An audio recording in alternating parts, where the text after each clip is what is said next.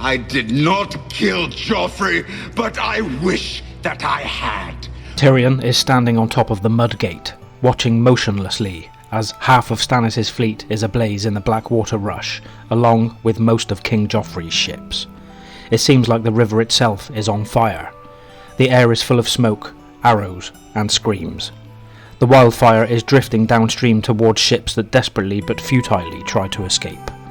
The low-hanging clouds reflect the green glow, creating an eerily beautiful scene. Tyrion is reminded of Dragonfire and wonders whether he feels the same way as Aegon the Conqueror did when he watched the Field of Fire. He is captivated and can't turn away, although he realises that this is only half a victory, and the celebrations of the gold cloaks behind him are premature. Tyrion sees another ship loaded with wildfire exploding and has to shield his eyes. Hundreds of people are dying in the water, either burning to death or drowning. He thinks of Stannis, who might be sitting on his warhorse among the mass of people on the southern bank of the Blackwater, watching the same spectacle. Tyrion hears King Joffrey huddled among his guards on the wallwork below, complaining about the fate of his fleet, as the King's Lander, Queen Cersei, and Loyal Man are already burning, and the Seaflower is about to be engulfed by flames too.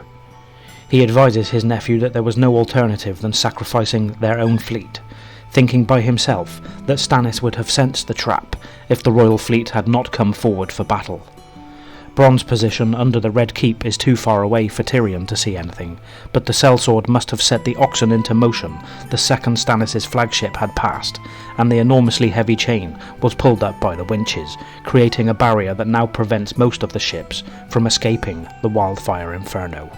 Some do escape though, and Tyrion observes with dismay. While the main channel of the Blackwater is aflame, the north and south banks are not, as the wildfire has not spread evenly as Tyrion hoped it would. A good part of Stannis' ships have made for the southern side of the Blackwater, from where they can bring enemy troops across later on, while at least 8 ships have already landed under the city wall, putting men ashore there. Stannis' main host might need some time to regain their courage after watching the Jade Holocaust that has absorbed so many of their fellows, but when they start to attack again, the risk of the city forces breaking will be acute, as Lord Jacelyn Bywater has warned Tyrion. Seeing shapes moving along the charred ruins of the city wharves, he sends orders to Lord Jacelyn to make another sortie against soldiers stumbling ashore. He also commands Sir Arnold to swing the Three Whores 30 degrees west. King Joffrey brings up that his mother has promised him that he could use the catapults, and Tyrion allows him to go through with his plan for the Antler Men. When they were brought before the king for justice, Joffrey promised them that he would send them back to Stannis. The traitors are now naked and trussed up in the square with antlers nailed to their heads, and Joffrey intends to catapult their bodies over the city wall in Stannis' direction. Tyrion tells Joffrey to proceed swiftly, as the great whores will be needed for other things soon. As the happy king is about to leave, escorted by members of the king's guard, Tyrion orders Sir Osmond Kettleblack that they should keep Joffrey safe under any circumstance, but also keep him among the defenders.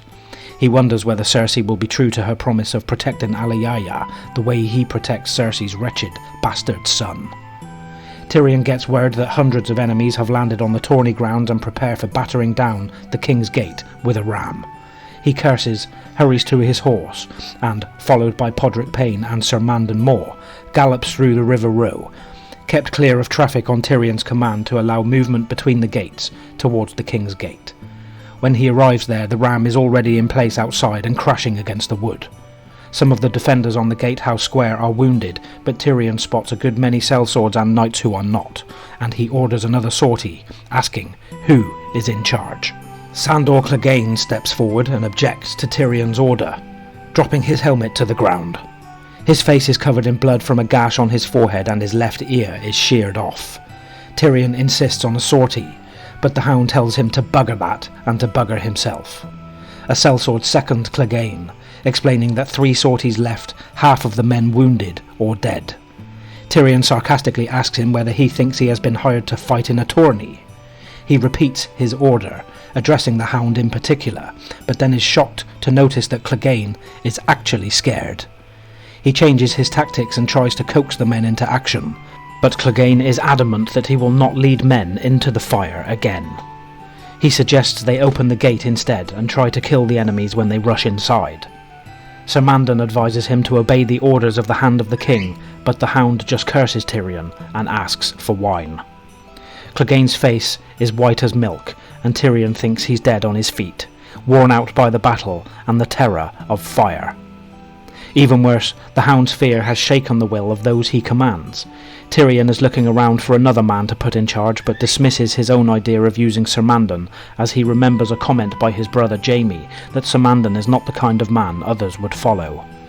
He hears another crash of the ram, and he announces that he will lead the sortie himself, thinking to himself that this is madness, but madness is better than defeat.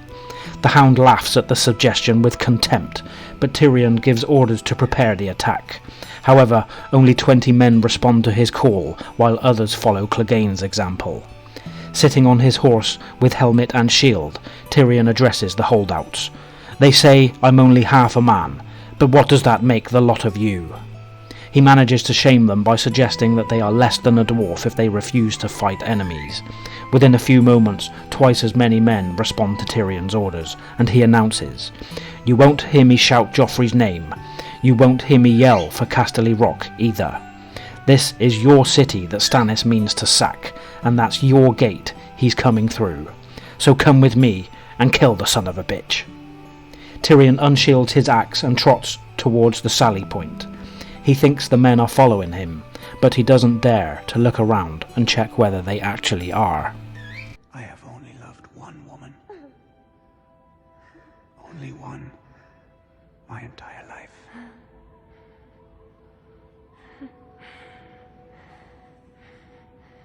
Your sister.